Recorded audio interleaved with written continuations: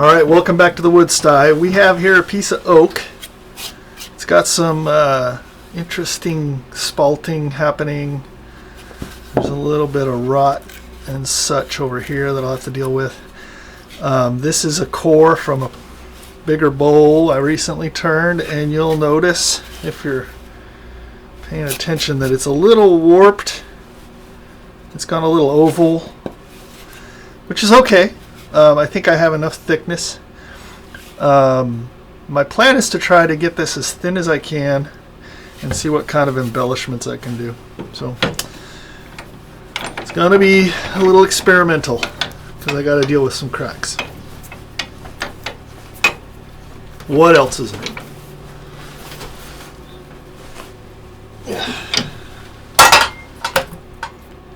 Observe the material Z has chosen, oak. Specifically, note the presence of medullary rays, radial cell structures that move nutrients laterally across the tree. In life, they functioned as part of a highly efficient vascular system. In your workshop, they're responsible for that distinctive flecking pattern you'll see when the grain is oriented correctly. On quarter sawn oak, those rays become visually prominent, broad, reflective bands that give the surface a kind of internal shimmer. That effect isn't decorative by accident, it's a direct consequence of how the tree grew, season by season, building strength outward from the center. Historically, this structure made oak indispensable. Shipbuilders relied on it for its resistance to splitting along the grain. Coopers used it for barrels because those same cellular properties help limit leakage. Entire industries were built on the predictable behavior of those rays. Now, translating that into turning is where things become less predictable. Oak's open grain and density mean it can reward clean technique, or punish the absence of it. Those rays you're admiring can just as easily tear out if the tool presentation is careless. Which brings us back to Z. Statistically, he will discover both outcomes. Still, if he manages to work with the grain rather than against it, the result can be quite striking. You'll see the rays catch the light, almost like a built-in finish.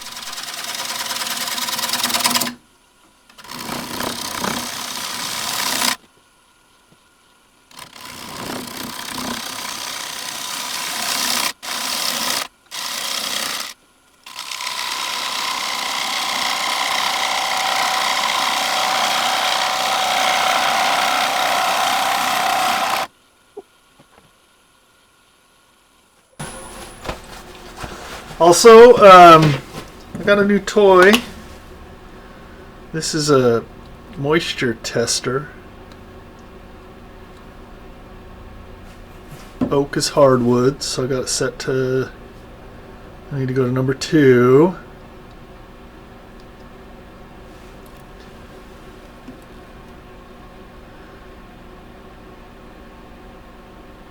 So this is saying 10%-ish.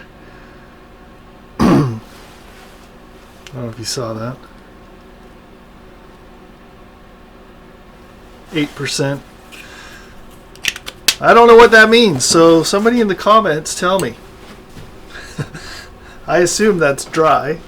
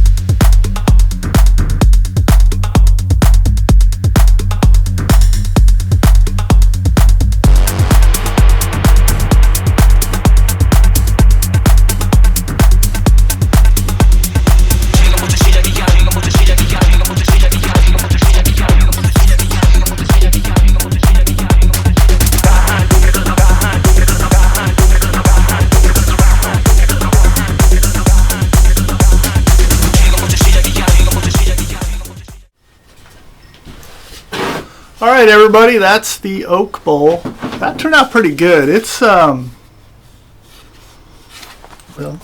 let's find out.